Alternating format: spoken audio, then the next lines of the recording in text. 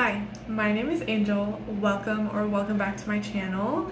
I am a summer girly through and through, but Halloween is my favorite holiday, so I do get excited when we get into spooky season.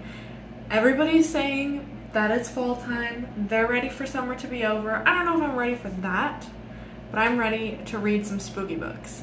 So, if you guys are also feeling that way, I have 10 recommendations today for spooky season, fall time, it's chilly out, and it's kind of gloomy reads. So, without further ado, let's go ahead and get into it. The first book recommendation I have for you guys is The Saturday Night Ghost Club by Craig Davidson. This takes place in the 80s where a boy and his friends spend the summer learning ghost stories and visiting the places in which they take place. I would definitely recommend this if you like ghost stories, if you like things that are set in the 80s, and if you like horror that's got a coming of age element to it. The next book recommendation I have is Stolen Tongues by Felix Blackwell.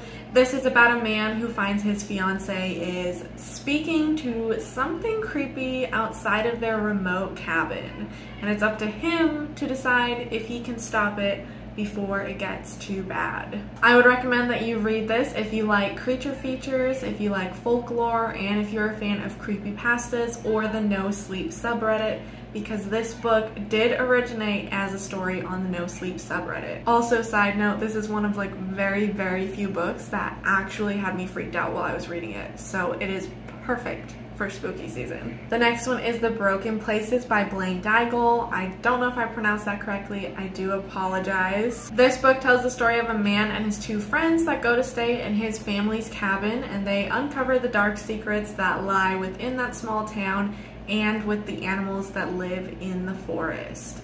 I would definitely recommend that you read this one if you like an atmospheric kind of dark forest setting, if you like body horror, and if you like anything that has to do with rituals and folklore. The next one is Crossroads by Laurel Hightower. This is about a woman who finds she can bring back her dead son with her blood, but how far is she willing to go to see him again? I would recommend you read this one if you're a fan of horror novellas, if you're a fan of gore and lots of blood, and horror that has a family emotional connection element to it. Next is a thriller. This is They Never Learn by Lane Fargo. This is about a woman who is a professor at a college campus, and she has an interest in killing men. But the question is, how long can she keep her secret before people start to become suspicious? I would recommend this if you like a dark school setting, if you like revenge stories, and if you are a fan of the like good for her trope or meme, whatever you want to call it, that type of vibe, then this one's for you. Next is an anthology. This is The Endless and Other Stories by Brandon Baker. This one is a short one, but we do get so many fun and spooky stories. We get an animal point of view, we get lots of gore, lots of violence. If you are a fan of any of those things and you like LGBT representation and you want to read from smaller authors, this one is for you.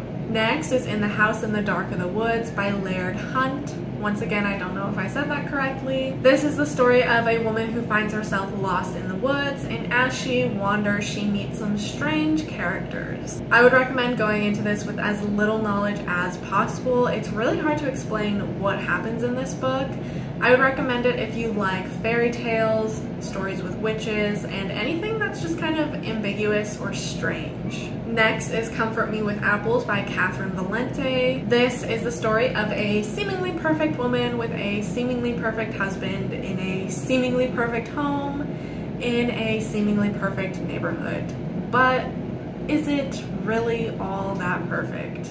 This is another one that I think you should go in with as little information as possible. Let the story take you where it wants to.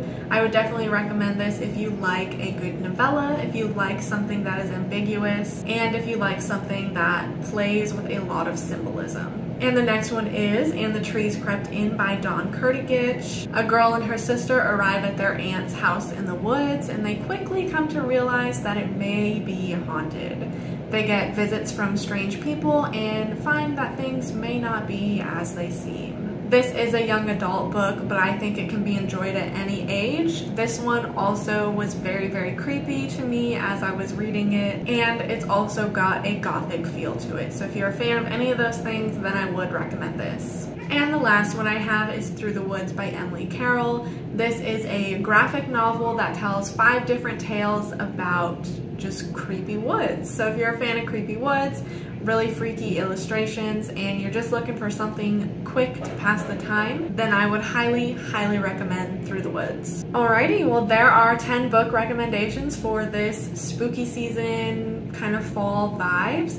If you've read any of these, let me know, and I hope everybody has a good spooky reading season. With that being said, thank you so much for watching, and hopefully I will see you next time.